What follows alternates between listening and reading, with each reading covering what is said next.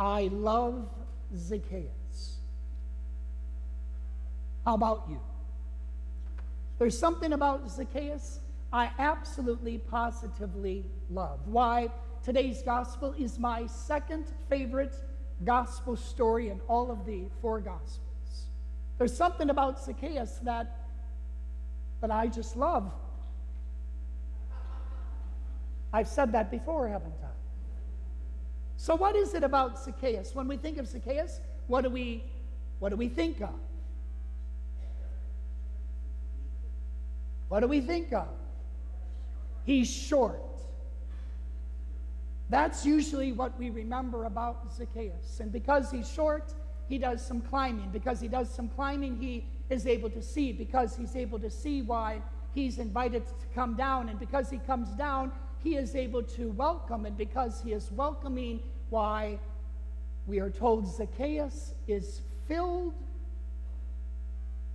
with joy. It's the reason why I love Zacchaeus. Think about it. This man is giving away half of his possessions. He is giving to those he has extorted 4 times over what he took from them. And he's filled with joy. Strange, isn't it? If you really think about it, what is it about this Zacchaeus guy, this short in stature person? How is it that he can give away half of what he has and still be filled with joy? How is it that he can give back to those that he has stolen from, and not only give back to them, but to give it to them 4 times over and still be filled with joy? Have you ever thought about that? It's why I love Zacchaeus, because Zacchaeus reminds you and I today that conversion does not have to be painful. Let me repeat that. Conversion does not have to be painful. Conversion does not mean we have to be filled with anguish. Conversion does not mean we have to wear sackcloth and ashes. Conversion does not mean that you and I have to have frowns on our faces. No. Zacchaeus reminds us that conversion is joy. So what is it about conversion, at least in Zacchaeus' life, that enables him to be filled with joy? Well, the bottom line, my friends, is this. Conversion is the discovery of our true selves. Conversion is the discovery of our true self. And in discovering who we really are and what we have been created to do and what we have been made for, why then we're filled with joy. So anytime I try to envision Zacchaeus and what he looks like, I'm reminded of many, many years ago when I was still in school and graduate school, and for one summer I served as a camp counselor. Dear God, I'll never do that again. But in that given summer as a camp counselor, I still remember this young boy, 12 years of age. He was a thorn in my side and in everybody's side. No matter what it was, he was just simply a troubled child, and of course he would pick on the smaller kids and he would get into fights with the bigger kids. And so I, being in charge of him because he was blessed to be in my cabin, why I of course would need to discipline him, and I would make him sit out of activities because of course he just couldn't play nice, he couldn't get along, and so of course I always had to make him sit. But no matter what I did, it wasn't working. This young boy continued to be a problem. So I went to the camp owner and I told him about this young boy, and the owner of the camp simply smiled at me and he said, tomorrow morning you send that young boy to my office. To which I did. And believe it or not, my friends, a week later, this young boy was completely transformed. He was playing nice, he had a smile on his face, and he was a completely different person.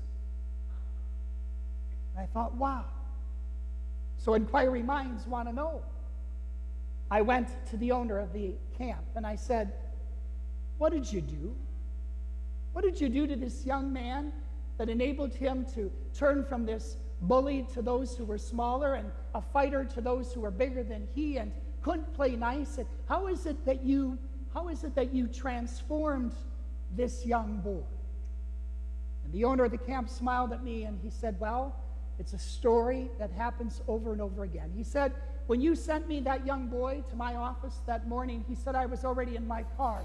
I told the young boy that I was going into town to get more groceries because, of course, he said, I never know when camp which things are going to go quicker and which food is going to be consumed faster. And sometimes I realized I needed something that we didn't have, and so I need to go back into town. So he said, I need your help. He said, get into the car. I'm going to have you help me lug the food.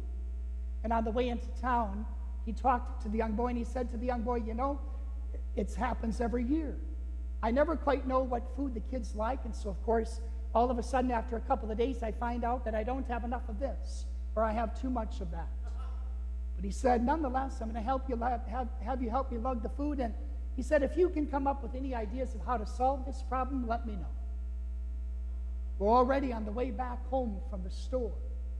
The young boy looked at the owner of the camp and he said, well, have you ever thought about when the parents drop off the kids to camp to ask the parents what food that their children really, really like? And then you'll know what food is going to go fast. And you can get more of that. And the owner smiled. And then the owner had the young boy go and work with the camp custodian and handyman. The handyman, the custodian, was working on one of the boathouses that had been damaged over the winter. And of course, the carpenter, the custodian, the handyman, he had the young boy help him. And he taught him the art of hitting the nail rather than his thumb. And then when the carpenter got done with the young boy, he sent him to the chef. And the chef had this young boy help him in the kitchen prepare and to learn how to make meals for large groups of kids. But in it all, as he was helping the chef, as he was helping the carpenter, as he was helping the owner of the camp, why, then the owner went on to tell me, he said, we practiced the reel them out and reel them in technique. So he said, as he was busy helping us, being productive, we would send him back to the kids and we would say, now go play basketball or go do this, but you need to come back in an hour. You need to be back here in an hour. And so the young boy would go and he would play, he would participate in activities for 1 hour, and then he would go back. Till all of a sudden, the owner, the carpenter, the chef, took the opportunity to say to the young boy, thank you for all of the service and the help that you provided us. Be on your way. Go and enjoy the rest of your camp. Enjoy your newfound friends. Enjoy the activities that are yours. And that's, my friends, what happens. A week of being asked to contribute, to be productive, helped the young boy discover who he was and what gifts he possessed. And so the owner looked at me and he smiled. He said, it's a simple technique. He said, you see, what happens is everybody wants to be able to contribute. Everybody is created and made in such a way that they want to be able to add something to what's going on. Everybody wants to be productive. And the carpenter and the chef just gave this young boy an opportunity to do that. And once he realized what gifts he had and what he really liked to do, there was no going back. He could never be that bully any longer, but rather he was a new person. He experienced conversion, and it filled him with joy. So much so that he then could return with his fellow campers, and he could then participate in activities in a way that provided me some peace of mind. It's an amazing thing, isn't it? And it's true that conversion is the discovery of our true selves.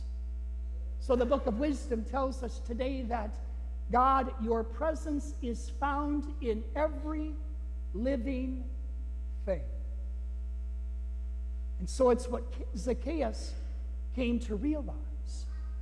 In being short, he climbed a tree. In climbing a tree, he was able to see. And being able to see, he was able to come down. And being able to come down, he was able to welcome. And in being able to welcome, he discovered who he was, who he always was. One made in the image and in the likeness of a loving God, who now invited him to change and invited him to experience conversion. And in doing so, why Zacchaeus then is filled with joy, and in being filled with joy, he gives away what he has, which is his very self. My friends, I love Zacchaeus because he is you and me. Zacchaeus is us. And in the discovery of our true selves, we will begin to discover what really matters, what you and I were made for. And that is, we are made to be that presence of Christ, to be able to bring that presence to those we meet on a daily basis, to see Christ as Zacchaeus did, and as Jesus was able to see Zacchaeus in a new way, to see one another like we've never seen one another before, because to do that means that we are able then to look deeply and to see Christ. And when we see Christ, we have no other choice. We welcome him, and we are filled with joy.